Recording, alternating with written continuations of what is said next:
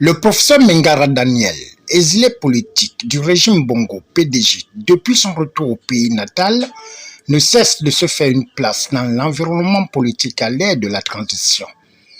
C'est face aux enjeux de l'avenir du Gabon que l'Hôtel Excellence a servi de cadre au professeur Mengara Daniel d'animer une conférence de presse devant plus de 50 rédactions nationales et internationales le lundi 26 août 2024.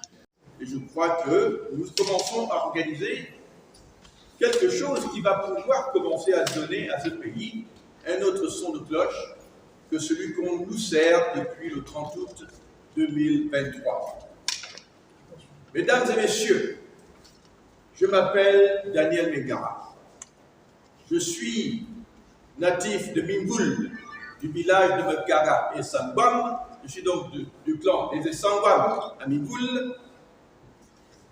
Et je me déclare dès aujourd'hui candidat non seulement à la présidence de la transition, mais aussi candidat à la présidence de la République pour les élections que les autorités de la transition ont organisées, ou plutôt annoncées, pour août 2025.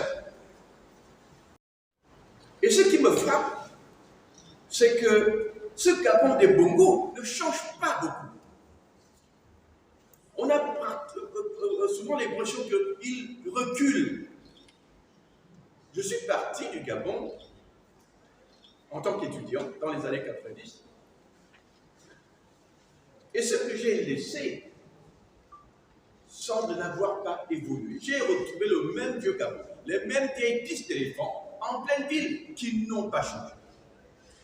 Et ce qui me frappe en plus, c'est que quand j'arrive dans ce pays, je suis accueilli par quelque chose qui me sidère encore pour un pays indépendant depuis pratiquement 60 ans.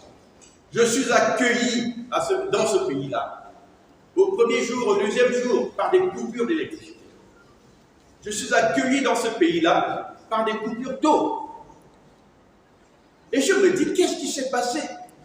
Qu'est-ce qui s'est passé qui est fait que ce Gabon-là n'ait pas évolué? Qu'au XXIe siècle, nous soyons encore dans un pays où il manque de l'eau et de l'électricité. Ce Gabon que j'ai laissé dans les années 90, il me fait mal. Il me traumatise, comme il traumatise la plupart d'entre vous. Voilà pourquoi, en 1998, j'ai créé le mouvement qu'on appelle Bongo doit partir. Le mouvement Bongo doit partir visait à simplifier le débat politique national. Entre 1990, au moment de la conférence nationale, et la seconde élection présidentielle, en 1998, il m'était apparu, d'abord en tant qu'universitaire, sur la base d'analyses simples, que le Gabon, après avoir été passé par deux élections, l'élection présidentielle de 1993 et l'élection présidentielle de 1988, j'en ai conclu que le Gabon ne changerait plus jamais par les urnes. Et donc, le leitmotiv du mouvement Bongo doit partir est devenu celui-ci. Le Gabon ne changerait jamais par les urnes. Le Gabon ne changerait jamais par la grâce de la Vierge Marie. Le Gabon ne changerait pas par le miracle de Jésus-Christ. Si le Gabon doit changer, en réalité, nous avions conclu, ce serait forcément par des méthodes violentes. Et on a compris à l'époque qu'il n'y en avait que trois méthodes violentes. L'une était une guerre civile en bonne et due forme, où des militaires se révolteraient, partiraient d'un coin du Gabon pour conquérir la capitale, conquérir le pouvoir par la guerre. Ça, c'était l'une des trois possibilités. L'autre était évidemment celle du coup d'État. Et la dernière, c'était celle que nous préférions, c'est-à-dire celle d'une insurrection populaire en bonne et due forme, comme cela se passe chez la plupart des peuples qui se libèrent. Donc comprenez-nous bien, nous parlons là d'une analyse mathématique, mathématisée du contexte politique national. Il était important que les leaders politiques de l'époque comprennent que l'option des élections n'était plus viable. Aucunement viable. À l'époque, on nous a traités de fous. Il se peut que nous ayons été en avance sur notre temps. Mais ça, c'était l'idéologie du Bongo doit partir. Mais je vous dirai d'abord tout de suite que notre préférence n'a jamais été pour un coup d'État décidé par les soldats eux-mêmes indépendamment. La réalité politique est que quand les soldats font un coup d'État, par eux-mêmes, par leur propre initiative, sans impulsion populaire, vous avez plus de chances d'aboutir à une autocratie qu'à une démocratie. La plupart des peuples qui changent, et nous pouvons prendre exemple sur l'Afrique de l'Ouest, généralement il y a une impulsion populaire derrière. Les peuples se révoltent, sont dans la rue. Les soldats en tiennent compte et traduisent cette réalité par une prise de pouvoir, cette fois au nom du peuple. L'Afrique de l'Ouest et nous, c'est deux formats totalement différents. Ce qui s'est passé au Gabon est salutaire. Nous, au mouvement Bongo doit partir à l'époque, qui est devenu Congrès des citoyens libres le 16 mars 2024 à Paris, nous, au PDP, n'aurions jamais pu nous opposer à un coup d'État quel qu'il soit. Ça veut donc dire que nos soldats aient fait le coup d'État ne nous indispose pas aucunement. Il était important d'en finir avec ce boulet d'étranglement qu'on appelle les bongos. Donc, pour cela, nous sommes en mesure de dire merci à nos soldats, à nos militaires. Nous ne sommes pas anti-militaires, bien au contraire. Nous pensons que les militaires ont un rôle à jouer, c'est celui de la protection de la République. Mais ils n'ont pas de rôle à jouer en politique.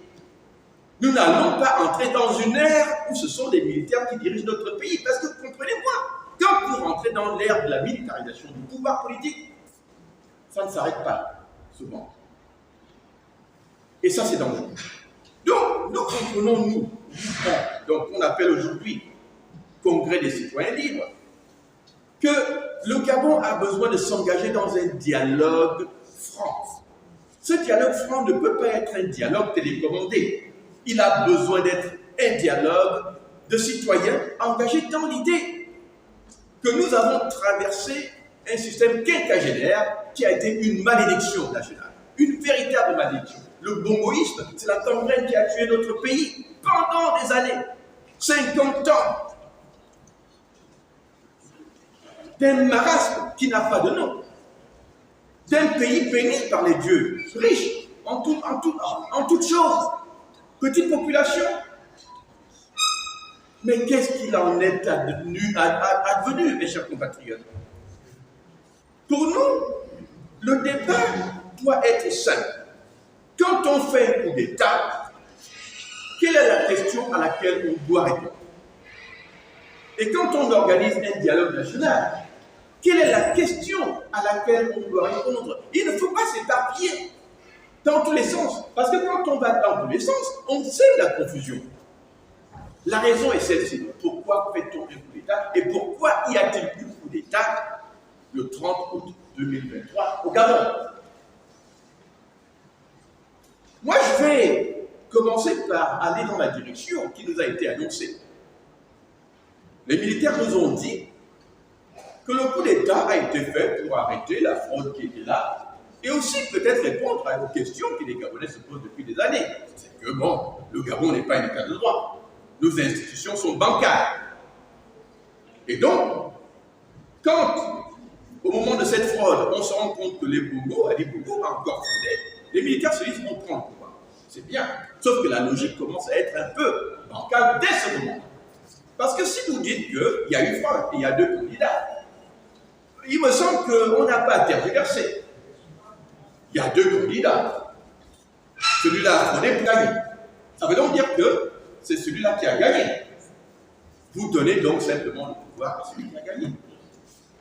Si M. Ondosa, puisqu'il s'agit de lui, a gagné, et que vous avez constaté qu'en tant que citoyen, militaire, vous voulez veiller à ce que la volonté du peuple soit respectée, il me semble que nous n'avons pas à tergiverser. Vous donnez le pouvoir à celui qui a gagné. Mais dès lors que vous dites, ah, oui, il y a eu fraude, il a gagné, mais nous le prenons, vous vous situez déjà dans une double illégalité. La première, c'est que vous violez la volonté populaire.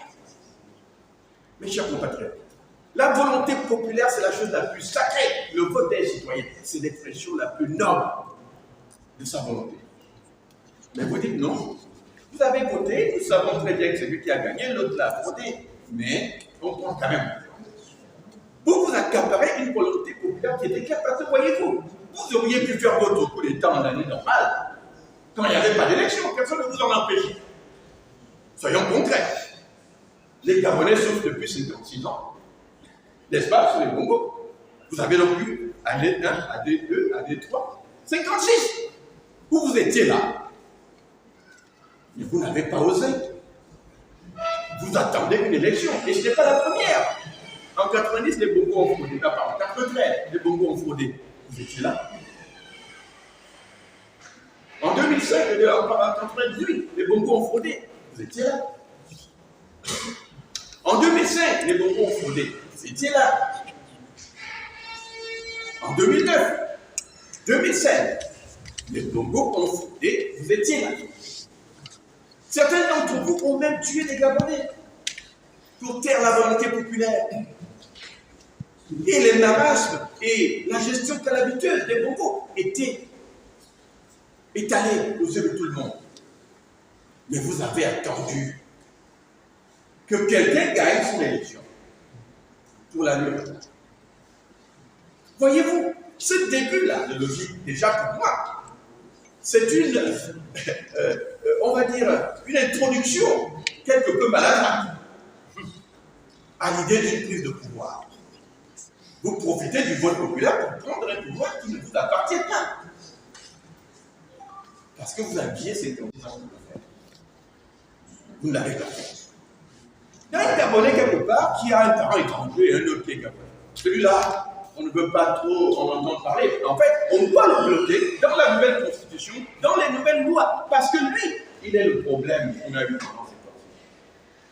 Je ne sais pas si on se comprend, mes chers compatriotes. Est-ce qu'on se comprend? Moi, je parle des hors sujets.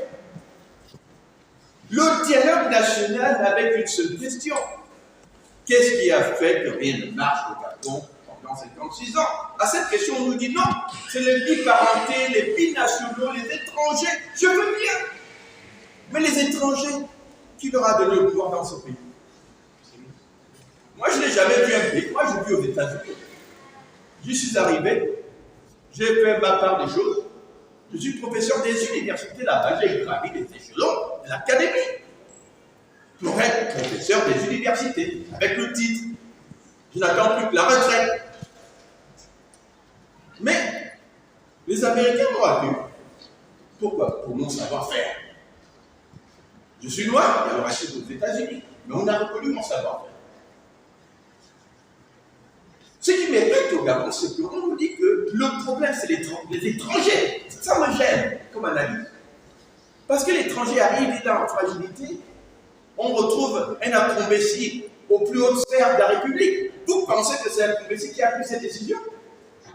C'est tout simplement parce que le Gabon a souffert d'une maladie grave. C'est de l'hyper-présidentialisme. Le Gabon a souffert pendant 56 ans de son hyper-présidentialisme. Ça veut donc dire que si on avait parlé franc avec les Gabonais, si on avait organisé un dialogue national sincère, c'est à cette seule réponse question qu'il fallait répondre. Comment se défaire de l'hyper-présidentialisme qui a tué le Gabon pendant 56 ans?